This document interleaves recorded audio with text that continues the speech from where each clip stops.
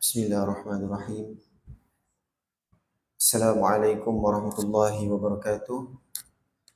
Alhamdulillah rabbil alamin. Nahmaduhu wa nasta'inuhu wa nastaghfiruh. Wa na'udzu billahi min syururi anfusina wa min sayyiati a'malina. May yahdihillahu fala mudilla lahu wa may yudlil fala hadiya lahu. Asyhadu an la ilaha illallah wahdahu la syarika lah wa asyhadu anna Muhammadan 'abduhu wa rasuluh. Amma ba'd. Alhamdulillah, bersyukur kita kepada Allah Subhanahu Wa Taala kerana hari ini Allah masih lagi beri peluang kepada kita untuk kita dapat bersama-sama menghadiri awal untuk solat Jumaat. Alhamdulillah, semua atas izin Allah. Okey, jadi pada tengah hari ini saya nak ambil sedikit masa untuk kita berkongsilah bersama-sama ilmu yang mana Nabi sendiri pernah berpesan kepada kita, ta'allamul faraid. Ta'allamul faraid, pelajarilah ilmu faraid, wa'allimuhun nas. Wa'allimuhun nas. Dan ajarkanlah kepada manusia. Fa innahun nisful ilm, kerana ia sebahagian daripada ilmu. Wa huwa awwalu syai'in yunsa, dan dia di antara ilmu yang terawal yang akan dilupakan oleh manusia. Wa huwa awwalu syai'in yunza'u min ummati, dan dia di antara ilmu yang terawal yang akan ditarik di kalangan umat Nabi. Jadi disebabkan ilmu ni ilmu yang telah dilupakan oleh masyarakat kita, maka perkara ni telah menjadi satu perkara yang serius di Malaysia. Sekarang ni kalau kita lihat harta yang tidak dituntut masih nama si mati, masih di dalam bank, masih di KLSP, masih tak tukar nama lagi. Ada sebanyak, bukannya 1 juta, bukannya 10 juta, bukannya 1 bilion, bukannya 10 bilion, tetapi 90 bilion yang tidak dituntut lagi. Hampir mencecah 100 bilion lah sekarang ni kalau kita lihat. Harta-harta yang tidak dituntut ni terlalu banyak. Puncanya apa? Puncanya antaranya adalah kita tidak tahu apa faraid, apa itu faraid, pembahagian faraid. Kita dapat macam mana urusan dia kita tak tahu. Terlalu banyak sebab lah. Terlalu banyak sebab. Dan dia trending harta yang beku ni terus meningkat. Sejak pada tahun 2006 lagi bermula 12 bilion, lepas tu dia meningkat sampailah 90 bilion, 100 bilion yang tidak dituntut. Kalau kita kira zakat untuk 90 bilion ni, kita boleh dapat 2 bilion orang yang bayar zakat daripada harta 90 bilion. Jadi kat sini kita boleh nampak yang masyarakat kita memang tidak tahu. Masyarakat kita memang tidak tahu, tak tahu nak menguruskan harta pusaka, tak tahu nak pergi mana, waris-waris kita lah. Kita sendiri pun tak tahu, apatah lagi waris-waris kita. Termasuklah golongan-golongan yang kritikal macam anak-anak yang bawah umur. Jadi sebenarnya benda ni kalau kita pelajari, kita akan dipermudahkan urusan kita untuk masuk syurga. Seperti mana yang Allah sebut dalam Al-Quran, dalam surah An-Nisa ayat ke-13. Ayat ke-13 yang mana Allah ada bagi tahu tentang kelebihan orang-orang yang ikut faraid ni. Tilka hududullah wa may yuti'illaha wa rasulahu yudkhilhu jannatin tajri min tahtiha al-anhar. Allah bagi tahu itulah ketetapan Allah. Allah sebut ketetapan faraid ni ada dalam surah An-Nisa ayat ke-11, ayat ke-12, ayat ke-7, ayat ke-176 pembahagian dia. Jadi kelebihan bila mana kita ikut faraid ni akan dipermudahkan urusan kita untuk masuk syurga. Tetapi kalau sekiranya kita tidak ikut faraid, pembahagian tu ikut suka kita, Allah bagi tahu dalam surah An-Nisa ayat ke-14, selepas daripada ayat faraid tadi, Allah bagi tahu, wa may ya'sillaha wa rasulahu, sesiapa yang menderhaka kepada Allah dan Rasulnya, wa yata'adda hududahu, dia melanggar batas-batas hukum-hukum yang telah Allah tetapkan, yudkhilhu naran khalidan fiha, dia akan dimasukkan ke dalam neraka, kekal di dalamnya selama-lamanya. Dan itulah bentuk sesaan yang sangat hina. Wallahu azabun muhin. Jadi sebenarnya ilmu faraid ni kalau kita pelajari, dia boleh membantu kita untuk masuk syurga. Kalau kita tidak pelajari, dia boleh jadi sebaliknya lah, kita akan dapat masuk neraka. Jadi antara ilmu faraid yang kita ada kat belakang tu, kita ada buat kita ada sediakan satu perkhidmatan untuk kira faraid secara percuma. Kita kira faraid secara percuma. Kalau kita pergi dekat luar sana, pergi dekat peguam akan charge beratus kalau kita nak kira faraid. Tetapi kami dekat luar, dekat tepi tu, kat luar sana kita ada menyediakan khidmat kira faraid secara percuma. Ambil tahu berapa kiraan faraid kita, berapa kiraan faraid pasangan kita bila kita meninggal, berapa yang anak-anak kita dapat, mak ayah kita dapat, kan? Jadi kalau sekiranya kita tidak ambil tahu, kemungkinan besar waris-waris kita dia akan memakan harta-harta yang haram. Orang-orang yang makan harta haram ni Allah bagi tahu dalam surah An-Nisa ayat ke-10. Innal ladzina ya'kuluna amwalal yatama zulma. Sesungguhnya orang-orang yang memakan harta anak yatim secara zalim, innama ya'kuluna fi butunihim nar. Sesungguhnya dia telah memasukkan api neraka ke dalam perutnya. Dia telah memakan api neraka ke dalam perutnya. Suatu hidup di dunia lagi. Wa sayaslawna sa'ira, dan dia ditempatkan ke dalam api neraka. Jadi ini antara kesan buruk bila mana kita makan harta anak yatim, tak ikut faraid, kita makan hak orang lain. Kesan dia sangat buruk. Bila mana kita makan harta orang lain, makan hak faraid orang lain, kesannya dah ada dekat dalam perut kita lah. Sewaktu kita masih hidup. Kalau sekiranya kita tidak taubat semasa kita masih hidup ni, kemungkinan besar kita bila dibangkitkan nanti, malaikat senang nak jumpa orang-orang yang makan harta anak yatim ni. Sebab apa? Sebab dia dah ada parut dekat dalam perutnya. Bila dibangkitkan, malaikat akan kata, okey, ini orang-orang yang makan harta anak yatim, ini orang yang makan hak faraid orang lain, ini. Sebab dia dah ada parut dah. Sebab dia dah memasukkan api neraka ke dalam perutnya. Jadi perutnya dah ada kesan daripada api neraka tadi. Jadi bila mana kita pelajari ilmu faraid ni, kita pun dekat masjid kita ada menyediakan kelas-kelas faraid pada hari Selasa selepas solat maghrib. Nanti kita boleh tengok balik kalau minggu ni ada ke tak, kan? Jadi boleh hadiri, pelajari bersama-sama, ataupun boleh sahaja hubungi saya. Saya ada je dekat Tafiz tu, kan? Untuk dapatkan khidmat daripada saya, kan? Kita ada dekat Tafiz. Saya dan juga adalah sahabat kita, dia duduk puncak alam je. Jadi tak ada masalah kalau kita nak minta pandangan ataupun nak tanya apa-apa ke, boleh, tak ada masalah. Okey, jadi sebenarnya dalam Islam, sebelum kita meninggal ni ada lagi perkara yang digalakkan untuk kita buat, iaitu hibah. Sementara kita ni masih hidup, kita digalakkan sebenarnya untuk buat hibah, seperti mana yang Allah sebut dalam satu ayat Quran, dalam surah Al-Baqarah ayat ke-177, panjang ayatnya. Allah ada menceritakan tentang keutamaan, kebaikan yang paling utama Allah ada sebut. Yang pertama sekali Allah sebut al-birra man amana billah. Kebaikan yang paling utama adalah beriman pada Allah. Wal yaumil akhir, beriman pada hari akhirat. Wal malaikati wal kitabi wan nabi, beriman pada malaikat, beriman pada kitab-kitab, beriman pada nabi-nabi. Setelah keimanan, kebaikan yang paling utama yang seterusnya adalah kita memberikan harta yang kita cintai kepada keluarga kita. Wa atal mala ala hubbihi zawil qurba. Kita berikanlah harta yang kamu cintai ini kepada kaum keluarga kamu. Apa maksudnya? Maksudnya hibahlah. Kan, kita hibahkan rumah kepada keluarga kita. Kita hibahkan simpanan kita kepada keluarga kita. Kita hibahkan kenderaan kita kepada keluarga kita. Kena tetapkan siapa pemilik seterusnya. Kan, supaya janganlah kita menambah lagi harta yang tidak dituntut ni. Cukuplah 90 bilion tu, cukuplah.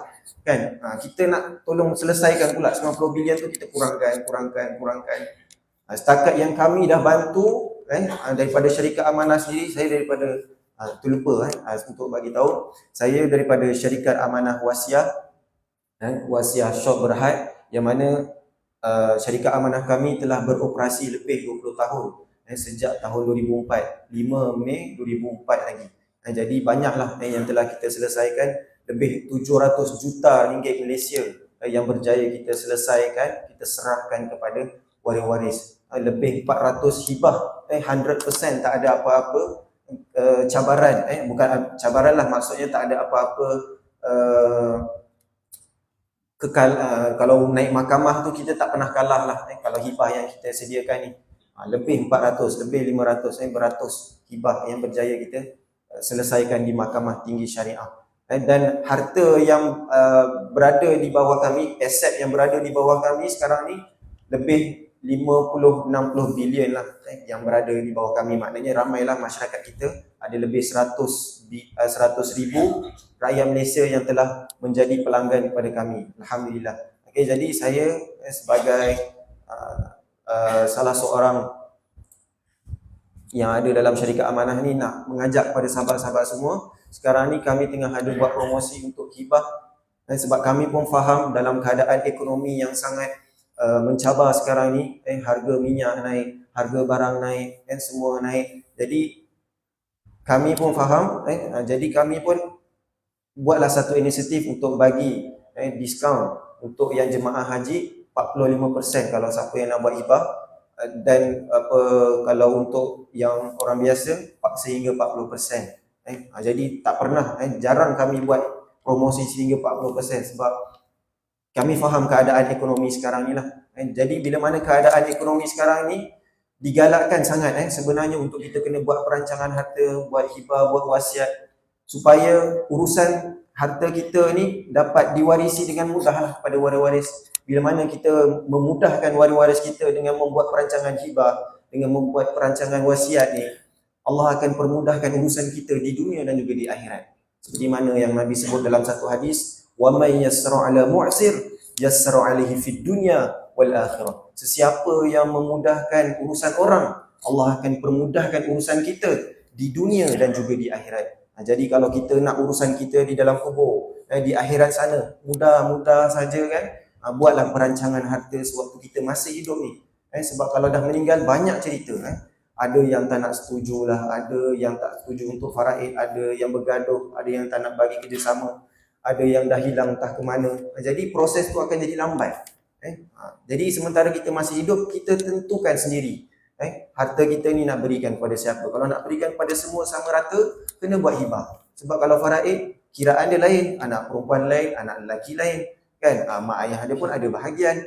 Jadi sementara kita ni masih hidup, buatlah perancangan dengan secepat yang mungkin lah, sebab kita tak tahu bila kita akan pergi ni, kan? Sementara peluang yang Allah berikan kepada kita ni, kehidupan ni, gunakan dengan sebaiknya, dengan perbaiki amalan kita. Yang mana yang belum bertaubat, bertaubat, jangan bertangguh. Sebab apa? Sebab Nabi pun dah pesan kepada kita supaya kita hidup di atas dunia ni seperti orang asing. Hiduplah kamu seperti orang asing.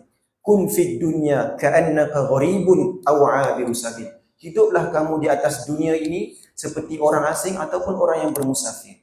Kan? Bagaimanakah gaya kehidupan orang yang asing, orang foreigner, bila mana dia hidup di negara kita? Adakah dia buat rumah besar-besar, kumpul harta, dia kumpul harta jugalah, lepas tu dia kumpul, dia berikan kepada keluarga dia, betul tak? Kan, samalah macam kita, kita pergi melancong, kita pergi buat umrah, kita tak ada nak buat rumah kat sana, kan? Macam itulah gayanya. Sepatutnya kita hidup di atas dunia ni, kita buat persiapan dari segi amalan, kena bersedia sentiasa, kan?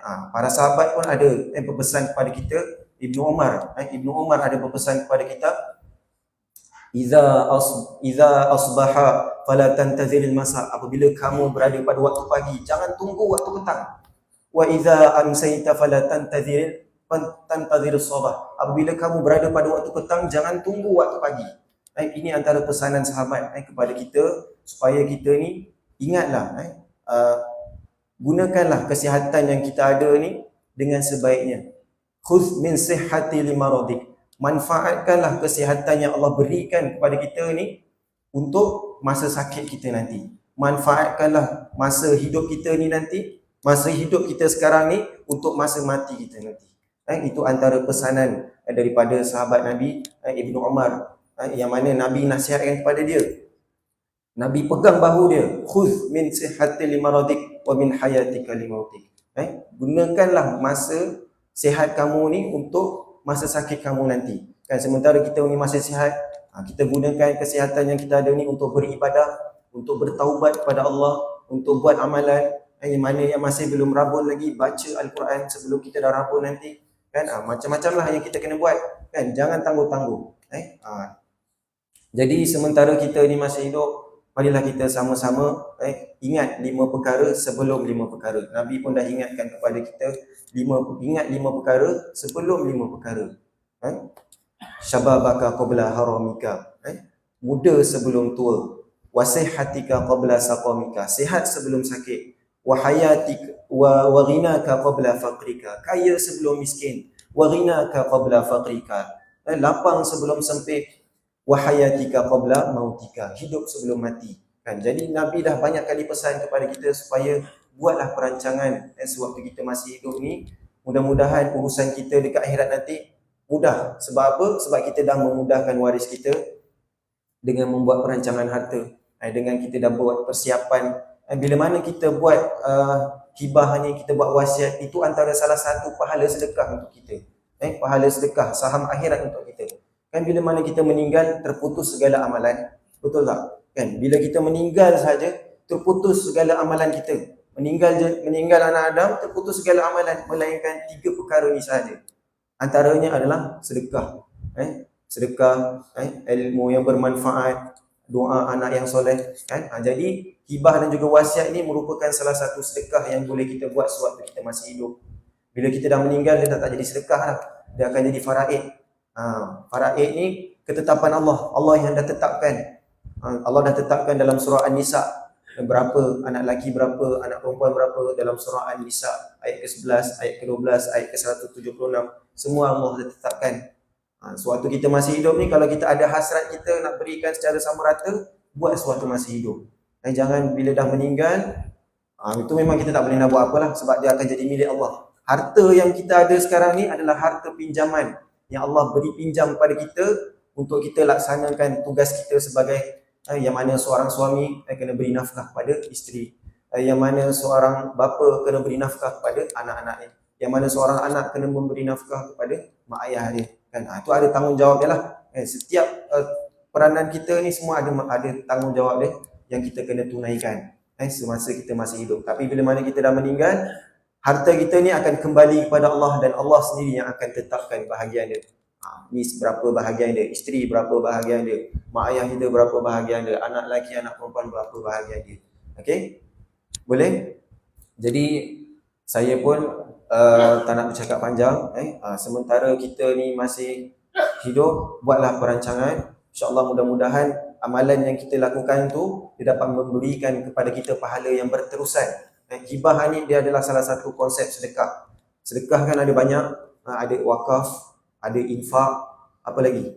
Ada zakat, ada hibah, ada wasiat. Jadi gunakan harta yang kita ada ni, yang Allah pinjamkan kepada kita ni, untuk kita buat sedekah ni, untuk pahala kita juga ni.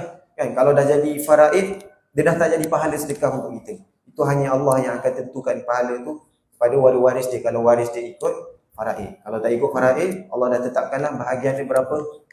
Kan untuk orang yang tak ikut faraid ni, apa kesan dia, kan? Jadi untuk kelas-kelas faraid ni boleh sahaja ikuti kelas di kuliah-kuliah kita di masjid ni setiap hari Selasa kalau tak silap. Nanti kita tengok nazim masjid kata apa untuk kuliah bila untuk kuliah faraid. Kalau tak silap saya setiap hari Selasa. Okey. Jadi bila mana kita pelajari ilmu faraid ini, Allah akan permudahkan urusan kita untuk pergi ke syurga. Seperti mana yang Nabi sebut dalam hadis, wa man salaka tariqan yaltamisu fihi ilma sahhalallahu lahu bihi tariqan ilal jannah. Sesiapa yang menempuhi satu jalan untuk menuntut ilmu, Allah akan permudahkan jalannya untuk pergi ke syurga. Jadi ilmu ni dah ada banyak. Ilmu dekat atas dunia ni ada banyak. Ada 3 ilmu yang digalakkan untuk kita pelajari. Ilmu Al-Quran, ilmu hadis, ilmu faraid. Selain daripada ilmu ni adalah ilmu-ilmu lebihan saja. Ni hadisnya hadis daripada Ibnu Abu Daud. Boleh tengok hadis ni daripada Abu Daud, hadis hasan. Okey, jadi sementara kita ni masih hidup, buatlah persiapan kita, pelajari ilmu faraid, pelajari ilmu Al-Quran, pelajari ilmu hadis untuk memudahkan urusan kita untuk pergi ke syurga seperti mana yang Nabi sebut tadi. InsyaAllah mudah-mudahan apa yang kita telah dengar pada hari ini dapatlah sesuatu, dapatlah kita amalkan untuk kehidupan kita. Jangan lupa kami juga ada menyediakan khidmat mengira faraid secara percuma. Ini jarang kita buka, sebab kalau kita nak kira faraid dekat luar sana bayar beratus juga, bayar beratus. Tapi kami menyediakan khidmat kira faraid secara percuma dan boleh simpan sendiri. Nanti kita bagi kopi yang boleh simpan dekat telefon masing-masing. InsyaAllah bila mana kita buat perancangan ni, ini tanda kita sedang merancang akhirat kita. Tapi kalau mana kita tak rancang akhirat kita, kemungkinan banyak hasutan-hasutan syaitan. Syaitan cukup tak suka orang-orang yang bersedekah ni. Syaitan cukup tak suka dengan orang yang bersedekah, terutama buat hibah ni. Sebab dia tahu kesan bila mana buat hibah, dia akan dapat pahala yang berterusan. Syaitan pun ada bagi tahu dalam Al-Quran, dalam 200 ayat surah Al-Baqarah, Allah ada bagi tahu perangai syaitan ni dalam surah Al-Baqarah ayat 268. 268 Allah bagi tahu, asy-syaitanu ya'idukumul faqr. Syaitanlah yang menjanjikan kemiskinan. Syaitanlah yang menjanjikan kemiskinan. Dia nak kita ni takut miskin. Tak payahlah buat hibah, tak payahlah buat wasiat ni, apa benda ni. Nanti kau miskin dah tak ada harta. Kita kena ingat hibah ni dia ada dua. Hibah mutlak dan juga hibah bersyarat. Yang kami sediakan adalah hibah bersyarat. Hibah mutlak ni yang biasa kita amalkan lah. Tukar nama, selesai. Kan?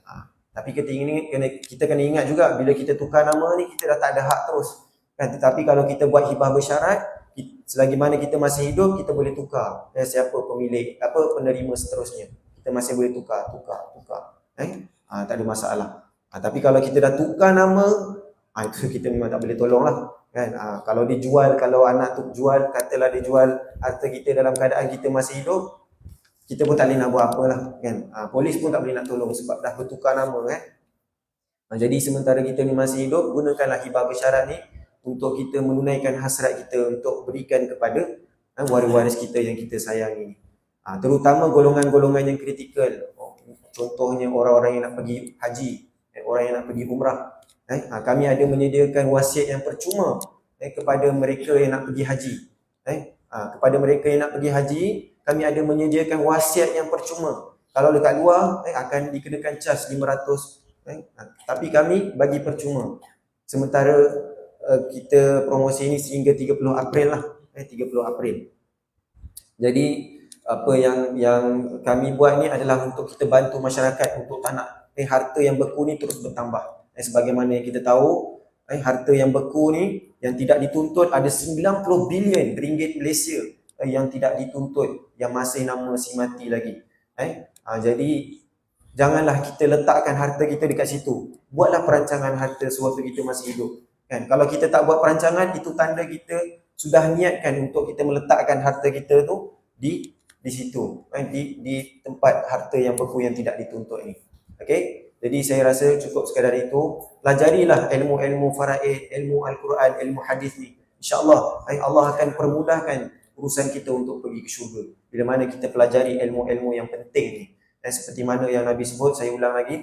وَمَنْ سَلَكَ طَرِيقًا يَلْتَمِسُ فِيهِ عِلْمًا سَهَّلَ اللَّهُ لَهُ بِهِ طَرِيقًا إِلَى الْجَنَّةِ. Sesiapa yang mempelajari, sesiapa yang menempuhi satu jalan untuk menuntut ilmu, Allah akan permudahkan jalan untuk pergi ke syurga nanti.